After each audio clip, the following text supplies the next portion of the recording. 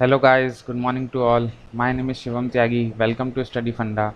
So today is 17 July 2020. Let's start the newspaper analysis. Our first news is हाँ, अब ये news मैं 2-3 दिन से कवर कर रहा था। अगर आप मेरे को कंटिन्यू मेरी क्लासेस ले रहे हैं कि राजस्थान में अभी वो एमएलए से चल रहा है, गहलोत सरकार और कांग्रेस और बीजेपी के बीच में कसाकसी चल रही थी। तो इसमें क्या हुआ है कि वही जो मैं आपको रोड बता रहा था डिस्क्वालिफिकेशन, तो वही हो गया है। इसमें क्या हुआ है कि अभी जो वहाँ के स्पीकर हैं, असेंबली के स्पीकर जो हैं, जो राजस्थान असेंबली के जो स्पीकर हैं, उन्होंने डिस्क्वालिफिकेशन नोटिस भेज दिया है सचिन पायलट को, और 18 और हैं उनको सबको।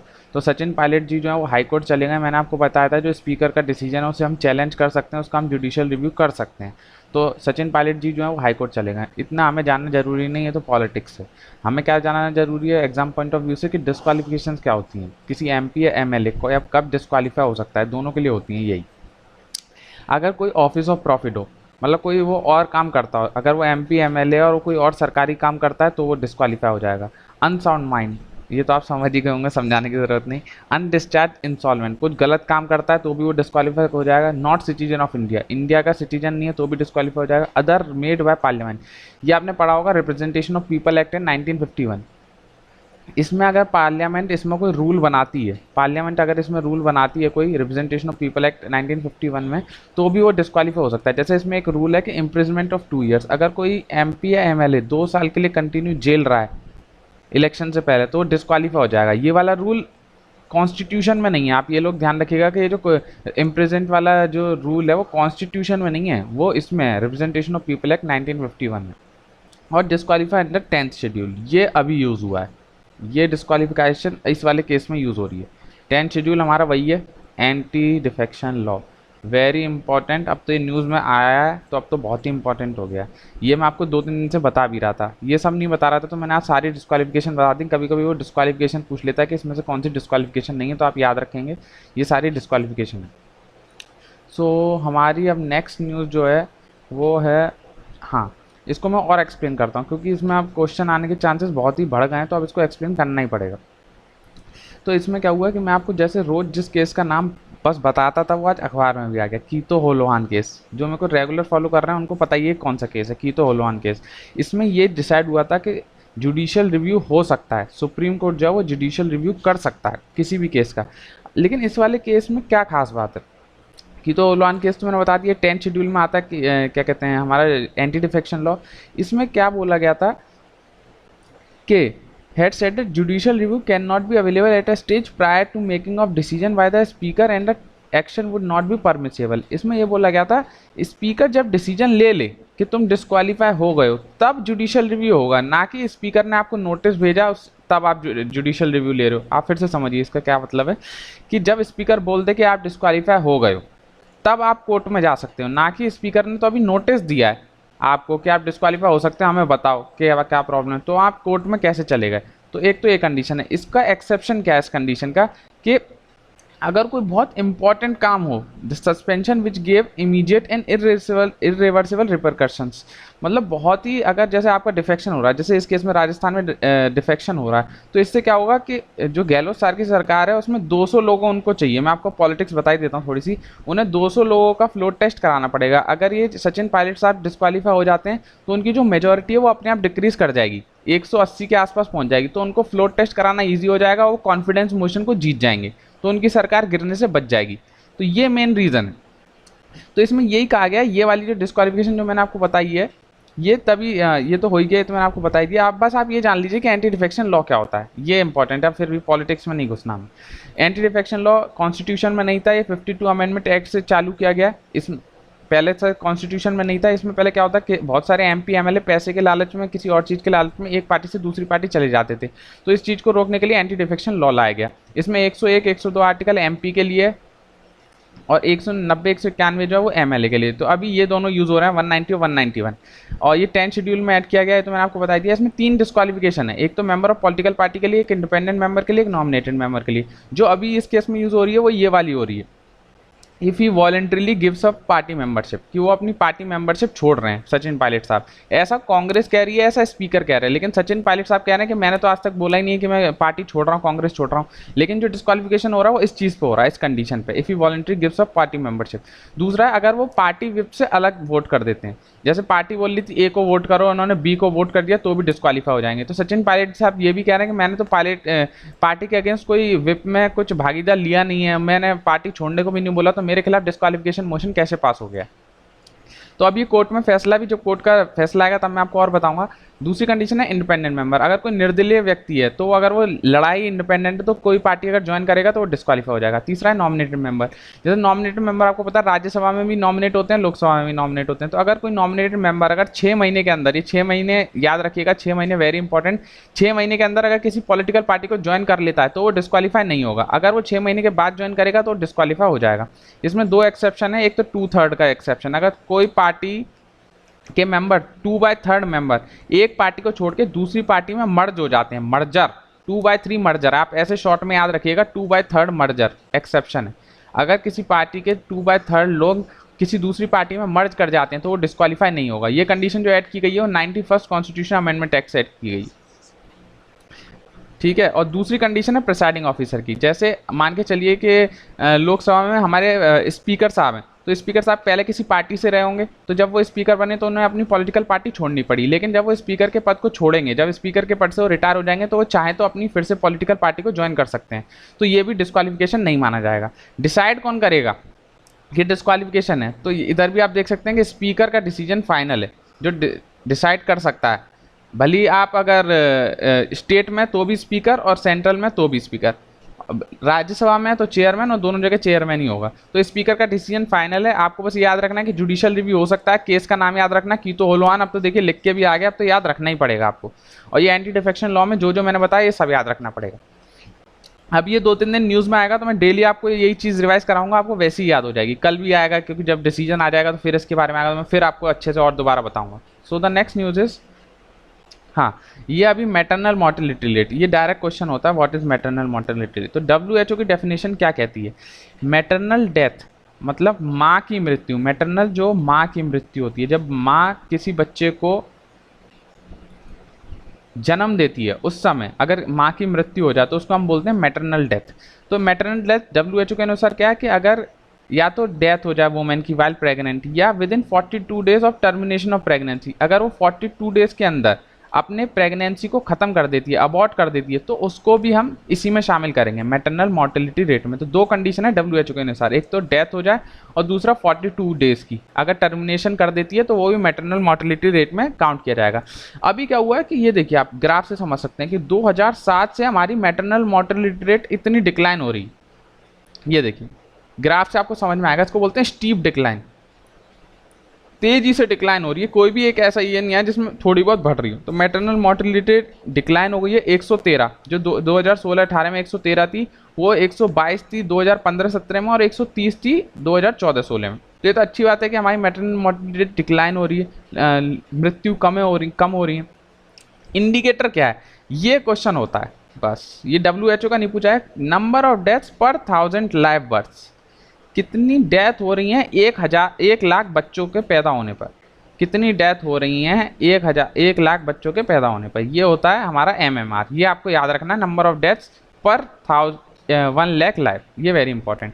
ये 3.1 ऑफ सस्टेनेबल डेवलपमेंट गोल में भी लिखा गया है कि हमें जो UN का SDG गोल्स हैं, कितने SDG गोल्स हैं आप मुझे बताएंगे? चलिए मैं बता दूँ 17 से यार इतने इंपॉर्टेंट चीज़ होती हैं कि मेरे को खुद बताना पड़ता है, क्या बोलूँ। कल आपने CCS का जवाब सही दिया, जिन लोगों ने प्राइम मिनिस्टर जवाब दिया, तो PM इसका आंसर है, वेरी गुड, ऐसे ही आप आंसर देते रहिए।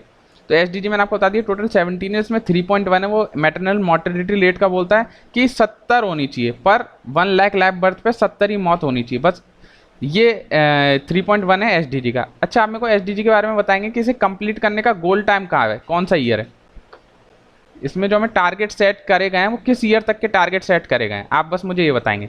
और ये 2 याद कर लीजिए इंपॉर्टेंट। सबसे ज़्यादा मैक्सिमम मोर्टेलिटी रेट जो है वो आसाम में, सबसे ज़्यादा मृत्यु यहीं होती है, 1 लाख लोगों पे 215 डेथ्स हो जाती हैं। और मिनिमम जो है वो केरला में, तो केरला बहुत अच्छा स्टेट है, यहाँ 43 डेथ होती हैं। तो ये सारा बहुत इंपॉर्टेंट है। WHO की डेफिनेशन आप समझ सकते हैं। MMR के बारे में मैंने आपको बता दिया, स्टीप डिक्लाइन। अगर कोई स्टेटमेंट आ जाता है कि 2007 से 15-17 तक मैटरनिटी मॉर्टल रेट हमारी कंटिन्यूस डिक्रीज हुई है, तो हाँ वो सही हो जाएगा। और ये MMR की डेफिनेशन किस SDG में आता है ये, और मैक्सिमम मिनिमम कहाँ है ये। सो द नेक्स्ट न्यूज इज, हाँ ये एक सर्वे का जिक्र हुआ है, सीरो सर्वे। तो सीरो सर्वे क्या है मैं बता देता हूँ। सीरो सर्वे कर रहा है दिल्ली में हो रहा है, पहले तो ये बता देता हूँ। सीरो सर्वे कर रहा है दिल्ली में, ये कर रहा है NCDC, national centre for disease control. आप यहाँ पढ़ सकते हैं, national centre for disease control कर रहा है। तो इसमें क्या होता है, ब्लड सैंपल कलेक्ट किए जाते हैं। किस लिए ब्लड सैंपल कलेक्ट किए जाते हैं, ताकि हम एंटीबॉडीज का पता कर सकें कि उस किसके खून में एंटीबॉडी पाई जाती है, और उससे हम इन्फेक्शन पेशेंट का डाल सकें उसको। इसको हम बोलते हैं प्लाज्मा थेरेपी। अगर आप, मैंने आपको कल भी बताया था प्लाज्मा थेरेपी। इसमें ब्लड सैंपल कलेक्ट किया जाएगा कि सबकी बॉडी से पता करा जाएगा कि किसके बॉडी में कितनी एंटीबॉडीज़ हैं। अगर किसी के में अच्छी एंटीबॉडीज़ हैं तो उसका डेटा इकट्ठा कर लिया जाएगा, और अगर ज़रूरत पड़ेगी तो उसका खून किसी और में चढ़ाया जाएगा, प्लाज्मा चढ़ाया जाएगा, अगर आप एकदम उसमें जाएंगे एट कम्युनिटी लेवल। तो ये सीरो सर्वे जो मैंने आपको बताया, ये सीरो सर्वे इसे बोलते हैं। अभी इसमें ICMR ने ग्रांट कर दिया है प्राइवेट लैब्स को, ताकि वो टेस्ट कर सकें। तो दो टेस्ट का जिक्र है इधर, RADT RT-PCR। तो क्वेश्चन में आएगा कि RADT RT-PCR किससे रिलेटेड टेस्ट है, तो कोविड से रिलेटेड टेस्ट है। RT-PCR क्या है, रियल टाइम रिवर्स ट्रांसक्रिप्शन। अब मैं दोनों में थोड़ा सा डिफरेंस बताता हूँ। RT-PCR जो है वो लैब्स में होता है। इसमें क्या होता है, जो हमारा RNA है उसको रिवर्स ट्रांसक्रिप्शन करते हैं ताकि वो DNA में कन्वर्ट हो जाए, उसको लैब में टेस्ट करते हैं लैब में, और इसका जो आता है रिजल्ट वो 2-3 दिन लग जाता है आने में। जबकि ये रैपिड एंटीजन टेस्ट है, रैपिड बहुत जल्दी हो जाता है। रैपिड एंटीजन टेस्ट बोलते हैं। इसमें ज़्यादा से ज़्यादा आधा घंटा लगता है, आधा घंटा से लेके 1 घंटा इसमें आ जाता है। और क्या कहते हैं, दोनों ही बहुत अच्छे टेस्ट हैं, रैपिड एंटीजन टेस्ट और RT-PCR। रैपिड एंटीजन टेस्ट में क्या प्रॉब्लम है आपको ये भी बताता हूँ, इधर लिखा नहीं है लेकिन मैं फिर भी बता देता हूँ कि इसमें इसको एक टेम्परेचर में रखा जाता है 30 से 35 डिग्री पे। अगर नहीं रखेंगे तो इसकी जो किट है वो ख़राब हो जाएगी। लेकिन अब जैसे आप दिल्ली में रहते हैं, तो दिल्ली में मौसम अब 40 डिग्री तक पहुँच चुका है। तो अगर अब ये किट है तो अब 30-35 डिग्री पे इसको रखना चाहिए, और 40 डिग्री मौसम हो गया तो इस किट को बहुत सावधानी से रखना पड़ेगा। एक तो ये इसका ड्रॉबैक है RADT का। दूसरा ड्रॉबैक क्या है, नहीं एक ही ड्रॉबैक है, और दूसरा ये है कि ये मॉडरेटली पेशेंट पे काम करता है, इतना परफेक्ट नहीं है जितना RT-PCR है। लेकिन सबसे बेस्ट बात क्या है कि बहुत जल्दी कर देता है, क्विक है। तो बस आपको यही ध्यान रखना है 2 टेस्ट के बारे में। ये तो मैंने आपको बस जानकारी दे दी है। और दोनों में नोज़ का यूज़ होता है, नोज़ और थ्रोट से लिया जाता है। ये 2 चीज़ आप याद रखिएगा, कहाँ से सैंपल लिया जाता है। RADT में तो बिल्कुल ही नोज़ से लिया जाता है, इसमें थ्रोट का तो कोई यूज़ ही नहीं है, ओनली नोज़। और जो ये RT-PCR है इसमें दोनों चीज़ होती है, नोज़ भी होती है और थ्रोट के भी सैंपल होते हैं। तो आपको ये 2 चीज़ ध्यान रखनी है। सो द नेक्स्ट न्यूज़ इज, हाँ ये पोस्टल बैलेट से रिलेटेड है। पोस्टल बैलेट आपने सबने नाम सुना होगा। इसमें अभी क्या हुआ था, बिहार में इलेक्शन होने वाले थे। तो बिहार के इलेक्शन में जो वहाँ के लोग थे, बिहार वाले की असेंबली के लोग थे, उन्होंने ये बोला था कि कोरोना का टाइम चल रहा है तो जो 65 साल से लोग ऊपर हैं उनको भी हम पोस्टल बैलेट की सुविधा दे दें। इलेक्शन कमीशन को ऐसा बोला था। तो इलेक्शन कमीशन ने साफ मना कर दिया, नहीं, जो लोग जो पहले से कंडीशन चली आ रही है, the option of postal ballot would be available to those above 80 years of age. तो आपको ये पहला क्वेश्चन कि पोस्टल बैलेट उन्हीं को दिया जाता है जो 80 साल से ऊपर होते हैं। ये वाली कंडीशन उन्होंने पूछा था 65 पे हम दे दें, तो इलेक्शन कमीशन ने साफ मना कर दिया, नहीं। पोस्टल बैलेट होता है चिट्ठी से वोट डालना, क्योंकि ये इतने ज़्यादा उम्र के लोग हैं तो ये वहाँ जा नहीं सकते बूथ तक, तो ये पोस्टल बैलेट का यूज़ करते हैं। तो केवल ये लोग यूज़ नहीं करते, और कौन कौन यूज़ करता है, पर्सन विद डिसेबिलिटी, जो डिसेबल्ड पर्सन है वो भी इस चीज़ का यूज़ करते हैं पोस्टल बैलेट का। Essential service worker, essential service worker कौन से होते हैं, जो पोलिंग बूथ पर काम कर रहे हैं। पहले लोग तो यही होते हैं जो पोलिंग बूथ पर काम कर रहे हैं, जो हमारे वोट करवा रहे हैं। दूसरा, जितनी हमारी आर्मी के जवान हैं, भले वो कैसे भी हो, CAPF के भी जवान हो या आर्मी के जवान हो, कैसे भी जवान हो जो इलेक्शन ड्यूटी में काम कर रहे हैं, तो वो सब पोस्टल बैलेट का यूज़ करते हैं। या कैसे भी लोग हैं जो भी इस सर्विस में लगे हुए हैं, जो भी इलेक्शन के टाइम पे काम कर रहे हैं, उन सब का हमें ये टेस्ट करना ही पड़ेगा। तो अब बस आपको ये ध्यान रखना है, और इसमें जानने की कोई इतनी खास बात नहीं थी, बस यही थी। सो the next news is, I think next news, हाँ ये रोज आता है चावार पोर्ट। आप भी थक गए होंगे, मैं रोज बताता हूँ जो मेरे को रेगुलर फॉलो कर रहे हैं चावार पोर्ट से रिलेटेड। तो अभी इंडिया बोला है कि इंडिया अभी, क्योंकि आपको पता है कि ईरान ने बोल दिया कि ईरान खुद से चाबार पोर्ट का, जो चाबार पोर्ट से रेलवे लाइन जा रही थी, चाबार जादेन रेलवे लाइन कि वो अब खुद बनाएगा, ईरान ने वैसे बोला। तो अब इंडिया की तरफ से ये डायलॉग आया कि इंडिया को तो कभी पूछा ही नहीं गया, 2019 से ईरान ने इंडिया को बोला ही नहीं है इससे रिलेटेड कि कंस्ट्रक्शन करो ना करो। तो इंडिया का पक्ष तो ये है, हमें पॉलिटिक्स में जाना नहीं है। हमें दूसरी बात क्या है कि इसमें एक और प्रोजेक्ट का जिक्र हुआ है, फराजाद 20 गैस फील्ड। एक तो चाबार पोर्ट आप तो डेली जान रहे हैं, ये एक और याद रख लीजिए फरजाद बी गैस फील्ड। तो क्वेश्चन यही आएगा फरजाद बी गैस फील्ड कहाँ पर है, बस एक इससे ये क्वेश्चन बनता है। तो ये है ईरान में, पहला क्वेश्चन तो ये बनना है। इसको इंडिया की तरफ से कौन हैंडल कर रहा था इस फील्ड को बनाने के लिए, तो ओएनजीसी। ओएनजीसी एक विदेश भी है जिसको हम ओवीएल बोलते हैं, ओवीएल इसका जो शॉर्ट फॉर्म है। ओएनजीसी की कंपनी है, ओएनजीसी विदेश लिमिटेड करके है ओवीएल। तो आप याद रखिएगा ओवीएल बना रही थी। और जो हमारा चाबार पोर्ट है उसको तो आपको पता ही है, इरकॉन करके बना रही थी, इरकॉन इंडियन रेलवे कंस्ट्रक्शन। तो ये दो आपको याद रखनी पड़ेंगे, पेरेंट ऑर्गेनाइजेशन है ये। तो अभी ये जो फरजाद 20 गैस फील्ड का काम है इसको भी ईरान अब खुद से करेगा। लेकिन आप ये ध्यान रखिए कि ओएनजीसी ने ऑलरेडी 100 मिलियन इसमें इन्वेस्ट कर दिया है ये फरजाद बी गैस फील्ड बनाने के। लेकिन फिर भी वहाँ कैंसिल हो गया है कि अब ईरान खुद से ये दोनों चीज़ बनाएगा, फरजाद बी गैस फील्ड भी ईरान खुद से बनाएगा, और चाबार पोर्ट से जो रेलवे लाइन जा रही है फ्रॉम चाबार ज़्यादान रेलवे लाइन, ये भी वो खुद से बनाएगा, इंडिया की मदद नहीं लेगा। तो बस ये जो मैंने आपको बताया इतना ही जानना इसमें इंपॉर्टेंट है। मैं आपको इसका डायग्राम से समझाता हूँ, ये देखिए रोज समझाता हूँ। एक तो चाबार पोर्ट है ईरान में, गवादर पोर्ट है पाकिस्तान में, चाइनीज गवर्नमेंट की हेल्प से बनना है गवादर पोर्ट, ये आप याद रखिएगा। इधर दुकुम भी है, पोर्ट ऑफ दुकुम भी है, DUQM, ये और याद रखिए ये भी चाइनीज की हेल्प से बन रहा है।